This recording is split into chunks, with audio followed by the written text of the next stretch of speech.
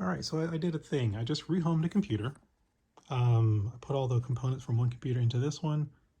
This is a Corsair 2000D airflow, um, and it's a mess right now. So this was just to make sure that everything kind of worked, get the cables where they needed to go. So I've never really built in a case this small, so I didn't really have any idea where the cables should go and how they should be laid out. So I just put all the stuff in there. And obviously in these cases like this, you've got much less room to work. You've got much less room to kind of maneuver and where your cables need to go. So the problem that I'm running into now is that I can't actually put the side panel on because of this rat's nest of cables here. And it's a huge mess. So I'm going to see what I can do to kind of fix this so I can close everything. So there is three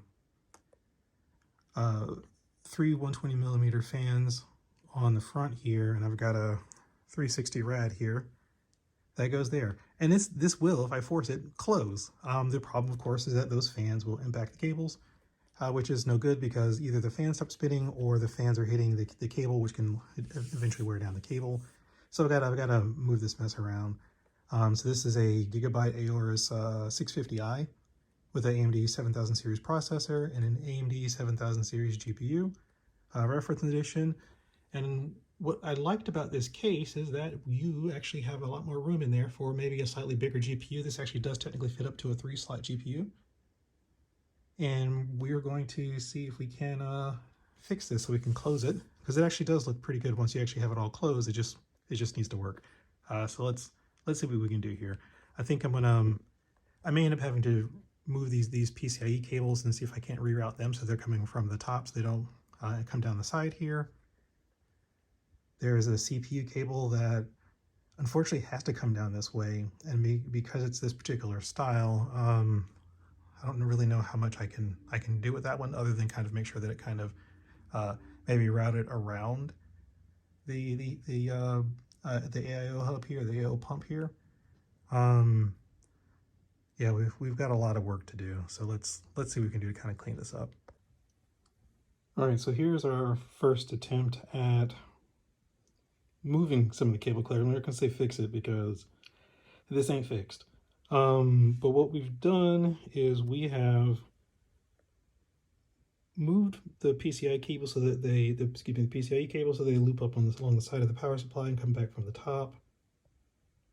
We've zip tied the motherboard cable, motherboard power cable, so that it's a little bit less pressure on that port there, but it's zip tied so that it's going up a little bit. Again, it gives me a little bit more room to route these cables. And we've moved the link cables so that they connect into the side and go over the top here. And what's going to happen is that this is going to run along the side of the graphics card. And with the other link cable here at the top is kind of just tucked in that corner there. And again, this is kind of just to see if this placement works. And we'll see. This has been an experience. And here's everything inside the case. Wasn't too much, there's much less pressure getting that radiator down. Again, I could get it down earlier. It was just again, it was displacing so many cables that it was causing the fans to stop spinning or the cables to interfere with the fans. So this actually worked pretty well. So what I have here is the front are intake, and these will be out. And we should have plenty of room for our graphics card. So the graphics card has a vent on this side here, a mesh on this side. So it's got plenty of room to breathe. Yeah, so we are going to put the panels back on and see what it looks like. Actually, we'll test it without the panels on first, just to make sure, and then we'll put the panels on and see what it looks like. Well, one last thing. So these are Corsair peripherals. See, these are Corsair keyboard and mouse cables, and there's a HDMI cable that's snuck in there too. That's not Corsair.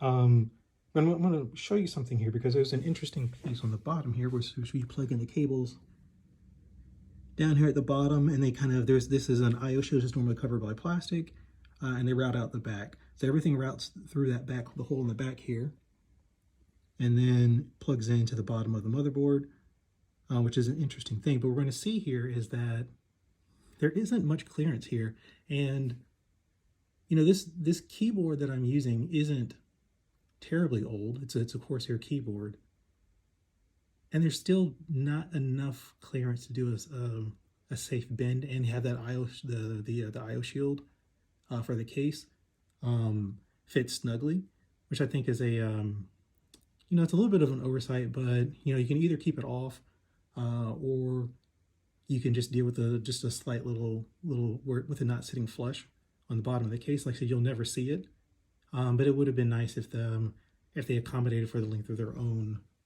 USB connectors there.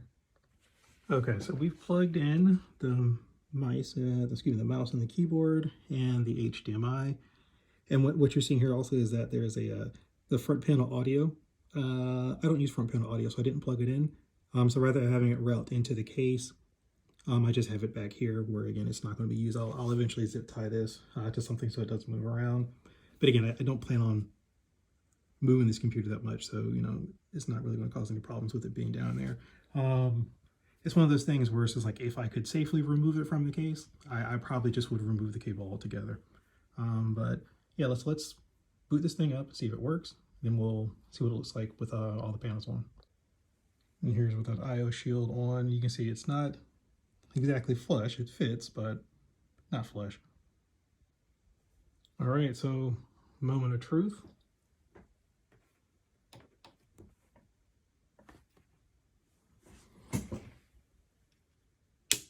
Okay, we actually have to turn the power supply on. I got really scared for a second there.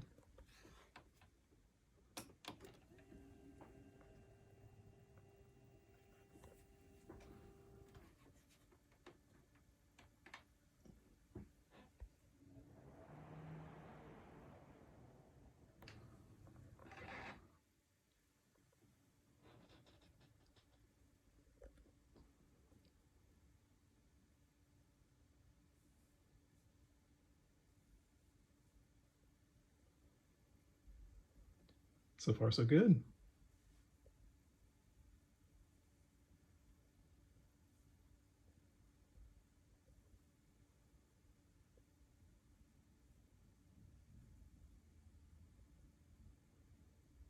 All right, cool. We're in the OS. Yeah, looks pretty snazzy there. All right, it's time for the second moment of truth. So all the panels are on there. We've got plugs are in here, everything like that. So moment of truth, right at the power button here. Actually, I keep on forgetting to turn on the power supply, which helps tremendously when you're trying to power on a computer. All right, so let's try that again.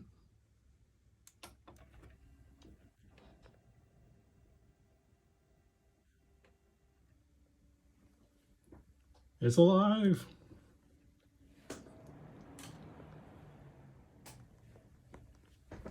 I can't get a little bit of a better view of this thing without exposing my terribly messy room.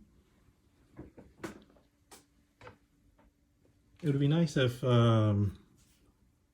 those fans reversed like those SWA fans, but I am not complaining one bit. Yep, we're in the OS. It's working. So I'm not playing the most stressful game. This is the prologue for Soulstone Survivors, which I have been absolutely enjoying. Like, I'm definitely picking this game up during the Steam sale. But this is the computer. That's whisper quiet. Like, I may have had a tough time with the build and the cable management, but I am not at all upset about the results. It looks good. For the game I'm playing, at least, it's very quiet. This on my gaming system, this is actually my work system, so I don't actually have games on this one, so I just installed Steam to put something free on here so I can play it real quick. But my gaming system is loud, and that's accessible for a gaming system. I have headphones on anyway. But for the work system, I wanted to be quiet for the most part, and this is that definitely fits the bill. So if we look again, I've got my phone found footage style You can get the temps. GPU is 66 degrees. CPU is getting up to 53. I think saw it, when it was actively playing. It may have gotten up to like 60. But yeah, so far so good. Not at all upset. So looking pretty good so far. I'm going to continue stress testing this system by playing this game. All right, time for the obligatory product shot, or not product shot, but I guess vanity shot. Like, what do you call it when you're showing your parts off for your build? What is that called? Can't recall what it is. We're calling it the vanity shot here. So this is the final system. We went over it in the earlier part of the video. What's in it? So the part list. We've got our Ryzen 7950X.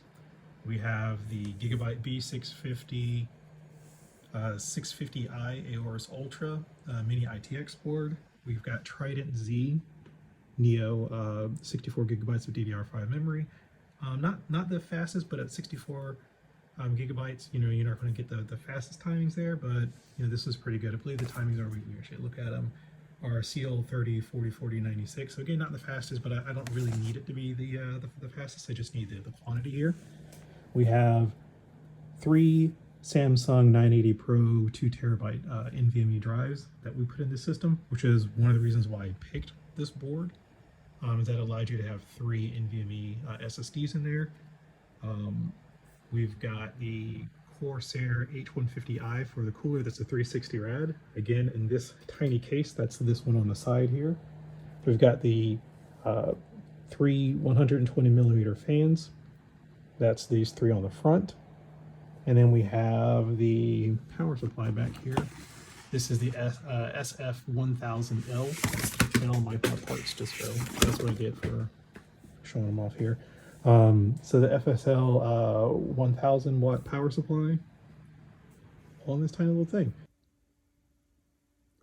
So you saw the build, you saw the cable management. So this is coming from someone with zero, and I mean zero experience building in a small form factor, even though this is I guess a little bit larger than a small form factor, but yeah, zero experience doing that.